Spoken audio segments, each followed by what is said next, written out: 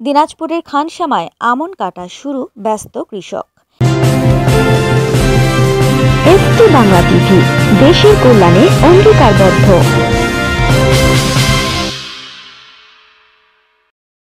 ST Bangla TV report করেছেন মোহাম্মদ আতাউর রহমান, খানসামা দিনাজপুর প্রতিনিধি।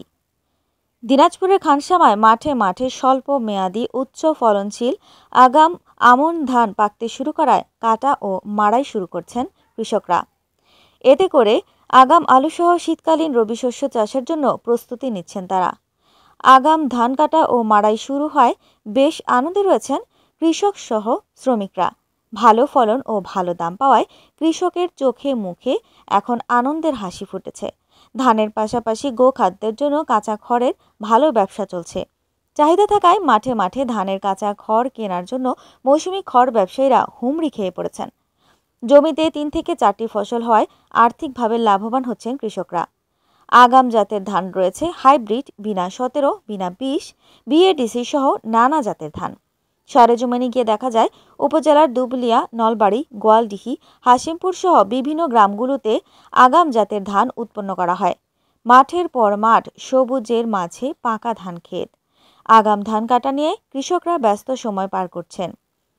কেউ ধান কাটছে, কেউ আবার ধান কেটে কাঁধে করে জমি থেকে রাস্তায় তুলছে। আবার সেই ধান শ্রমিক দ্বারা মেশিনের মাধ্যমে মাড়াই করছে।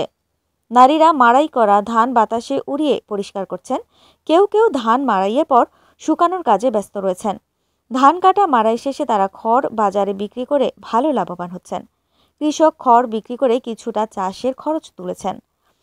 কৃষি বিভাগ সূত্রে জানা গেছে, এই বছর উপজেলায় 13,760 হেক্টর জমিতে রোপা আমনের আগাম জাতের ধানের আবাদ হয়েছে।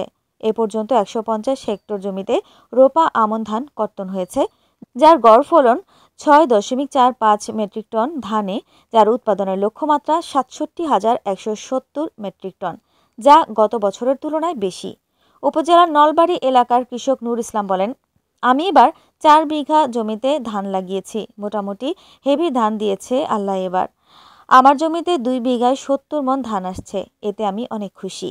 আরেক কৃষক বলেন, আগে অন্য ধান লাগিয়ে লাভবান হই নাই, এবার আগাম জাতের ধান লাগিয়ে অনেক ফলন পেয়েছি। আমি আগামীতে আবারও এই ধান রোপণ করব। আমি 2 বিঘা জমির ধান কেটে 75 থেকে 80 মণ ধান পেয়েছি শুকিয়ে। আমি ধানের খুব যত্ন নিয়েছি, তাই আল্লাহর রহমতে ভালো ধান পেয়েছি। কৃষি শ্রমিক মিজানুর বলেন, এই সময়টায় এলাকায় কাজের চাহিদা কম। আগাম ধান চাষ হয়, এখন ধান কাটা ও মাড়াই চলছে। মজুরি পেয়ে যা আয় হচ্ছে তা দিয়ে সংসার চলছে। চাষিরা এসটি বাংলা টিভি প্রতিনিধি মোহাম্মদ আতাউর রহমান দিনাজপুর প্রতিনিধিকে জানান, ধান কাটতে প্রতিটি শ্রমিককে দিন হাজিরা 600 টাকা করে দেওয়া হচ্ছে, তবু মিলছে না শ্রমিক।